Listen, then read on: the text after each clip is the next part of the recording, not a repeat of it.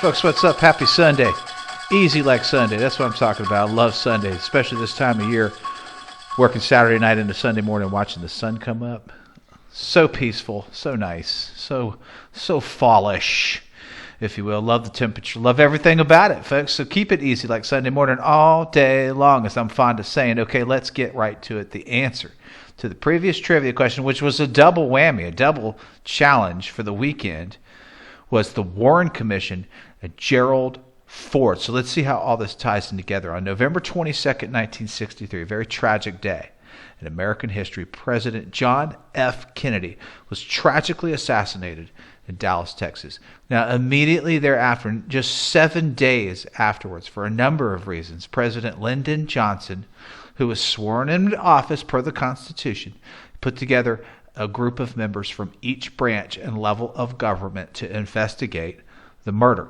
On October 24th of 1965, the following year, what became officially known as the Warren Commission, which was the focus of the trivia question, named after Earl Warren, who was the Chief Justice of the Supreme Court at the time, this group submitted their official report, which concluded that Lee Harvey Oswald was the lone gunman. Now, you may have heard of that theory before, that conclusion from the Warren Commission.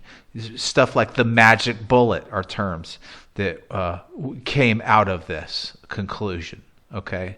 Now, initially, Johnson didn't want any type of this, anything to do with this. He didn't want any such group looking into what he considered to be a local killing. He thought it was all localized. However, after learning that both the Senate and the House of Representatives were planning and considering to launch their own inquiries, he thought this could actually cause more trouble than help things. He decided to assemble this group, the Warren Commission group, very quickly, because he didn't want multiple and possibly conflicting reports on the shooting because of political partisanship or other reasons that would be the unintended consequence to occur and to surface. Historically, it was probably a pretty good call that he took the initiative and got out in front of it, in other words, and put the commission group together.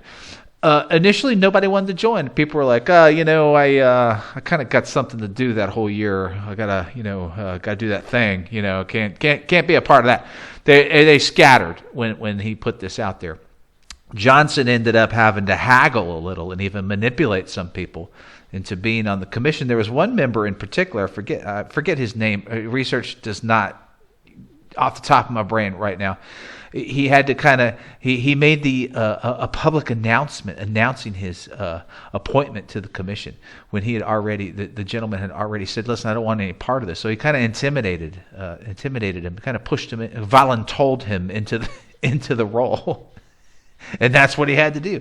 Despite political and public criticism, the commission would go on to investigate every single aspect of the assassination and would conclude accordingly, the quote, the shots which killed President Kennedy and wounded Governor John Connally were fired by Lee Harvey Oswald. The commission has found no evidence that anyone assisted Oswald in planning or carrying out the assassination. In other words, Lee Harvey Oswald, according to the Warren Report and the Warren Commission members, acted alone. It's gone down in history as a very kind of detailed report. There were many, many aspects that were looked into very carefully over the whole thing. It was 880 pages long. It's still available today. You can get it on Amazon if you want to read it. It went into great detail, as I was saying, outlining how Oswald killed Kennedy, but it gave little explanation of why he did it, stating only that he was an isolated individual plagued by a life of failure and disappointment. That has also been well documented following the Warren Report.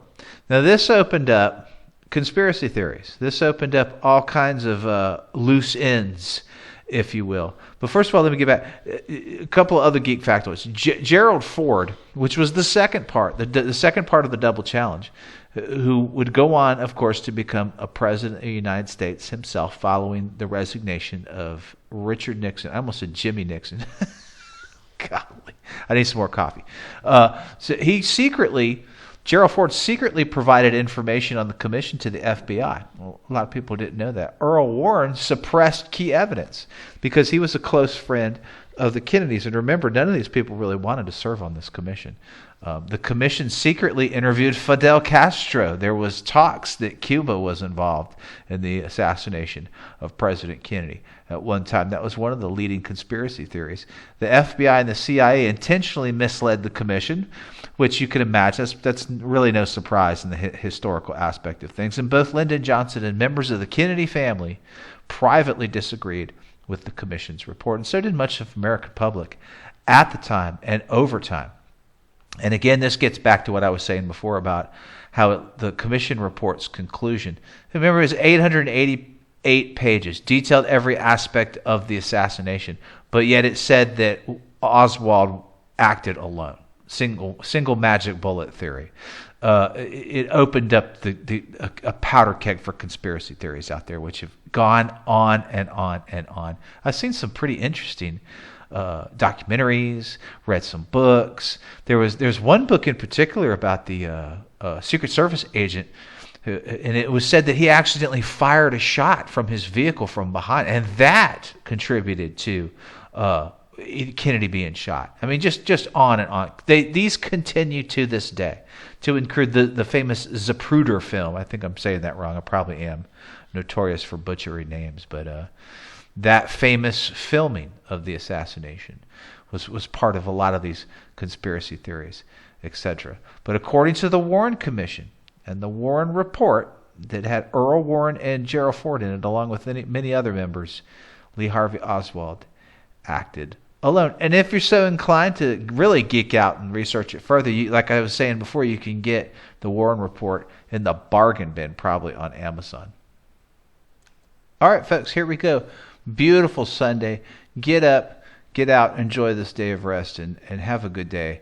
Hopefully you don't have to work like me, but if you do, make the best of it and enjoy yourself. Let's get on with it with a brand new trivia question for September 24th. Here we go on this day.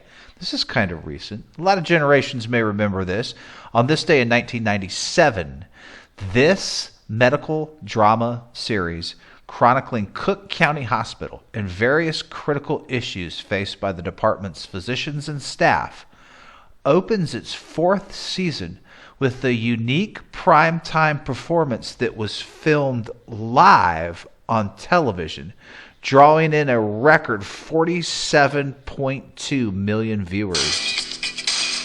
Good luck, folks.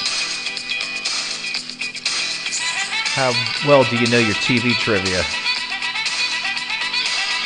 Enjoy your Sunday. I hope it's a day of rest for you. Thanks for all you do. Appreciate y'all's hard work.